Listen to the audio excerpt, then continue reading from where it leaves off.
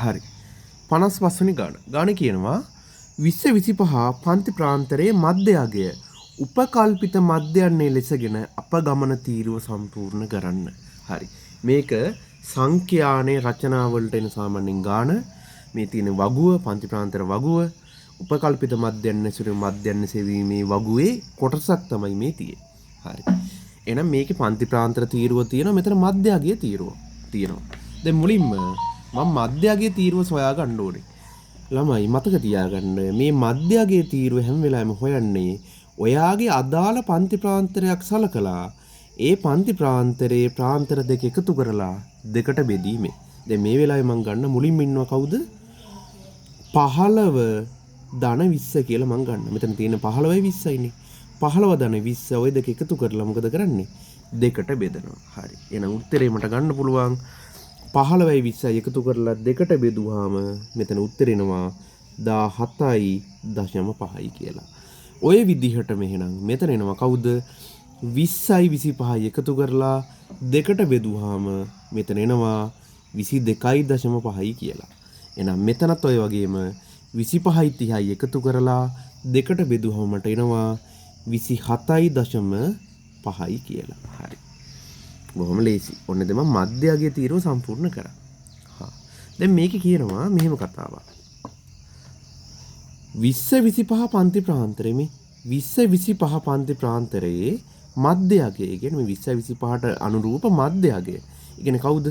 22.5. මධ්‍යයන්නේ ලෙසගෙන උපකල්පිත මධ්‍යයන්නේ ලෙසගෙන අපගමන තීරුව සම්පූර්ණ කරන්න. මෙන්න මේ අපගමන තීරුව සම්පූර්ණ කරන්නලු මෙයාව උපකල්පිත මධ්‍යයන්නේ ලෙසගෙන. ඒ කියන්නේ මධ්‍යයන්නේ කියලා උපකල්පනය කරන්නයි තියෙන්නේ. එතනින් පස්සේ මේ තීරුව සම්පූර්ණ කළ යුතුයි. බොහොම ලේසි. මේ අපගමන තීරුව සම්පූර්ණ කරන ළමයි හැම වෙලාවෙම හොඳට මතක තියාගන්න. ඔයා මධ්‍ය අගයෙන් අඩු කළ යුතුයි උපකල්පිත මධ්‍යයන්නය. උපකල්පිත මධ්‍යයන්නය. මේ දෙක මාරුනොත් එතනින් එහාට ගාන වැරදි කියන. උපකල්පිත මධ්‍යයන්නෙන් මධ්‍ය අගය නෙමෙයි මධ්‍ය අගයෙන් උපකල්පිත මධ්‍යයන්නේ අඩු කළ යුතුයි. හරි. එහෙනම් මේ වෙලාවේදී මේ ගානේ මධ්‍ය අගය කීයද? එකින් එක බලමු. මධ්‍ය අගය 17.5යි. එහෙනම් ඒකෙන් අඩු කරන්න ඕනේ කවුද? උපකල්පිත මධ්‍යයන්නේ වෙච්ච 22.5ක්. ඒ කියන්නේ මොකද්ද? 17.5න් අඩු කරන්න ඕනේ 22.5ක්.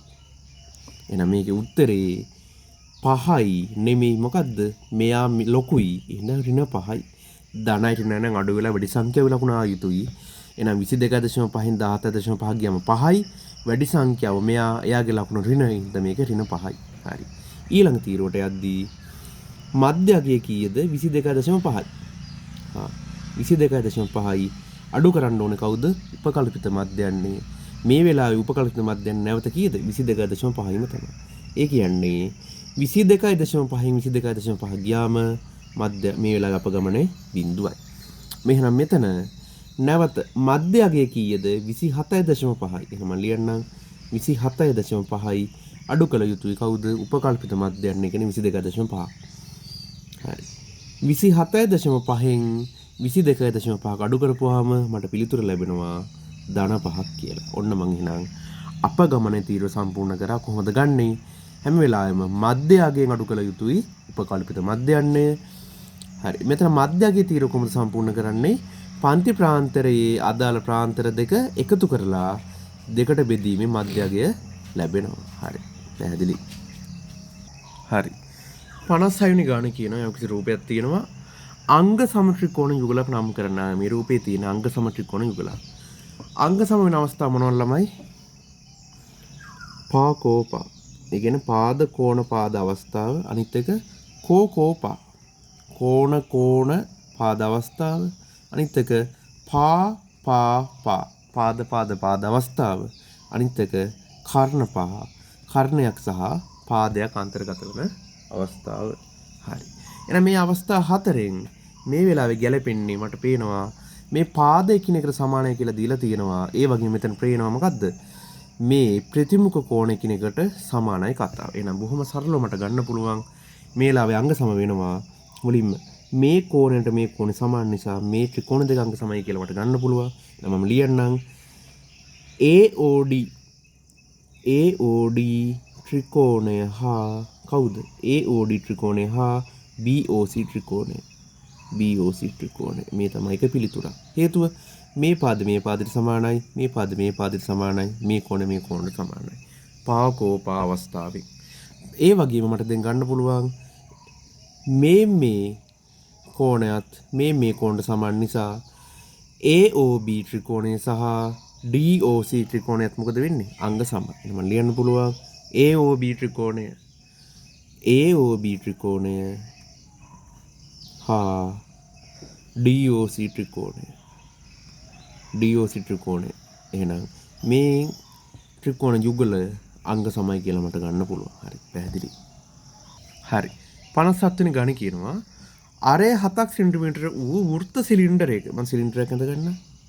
මේ සිලින්ඩරේ මොකද්ද කියන්නේ? අරය 7යිලු. එහෙනම් මේකේ අරය 7යි. ඌ සිලින්ඩරයක පරිමාව 154යි. පරිමාව කියන්නේ මොකද්ද?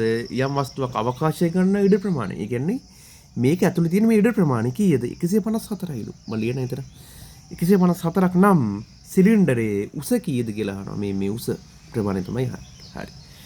මේ ඒකාකාර හරස්කඩක් සහිත ඕනෑම ඝන වස්තුවක පරිමාව හොයන්නේ කොහොමද? හරස්කඩෙහි වර්ගඵලය ගුණ කරනවා ඒකේ උසෙන්. එහෙනම් මම ලියන්න මේ වෙලාවෙත් මේ සිලින්ඩරේ පරිමාව සමානයි කොහොමද? හරස්කඩ වර්ගඵලය ගුණ කරනවා කාගෙන්ද? ගුණ කරනවා කාගෙන්ද? ඒකේ උසෙන්. මේ වෙලාවේ තියෙන්නේ මේ හරස්කඩේ තියෙන්නේ මොකද්ද ළමයි? වෘත්තයක් තියෙන්නේ.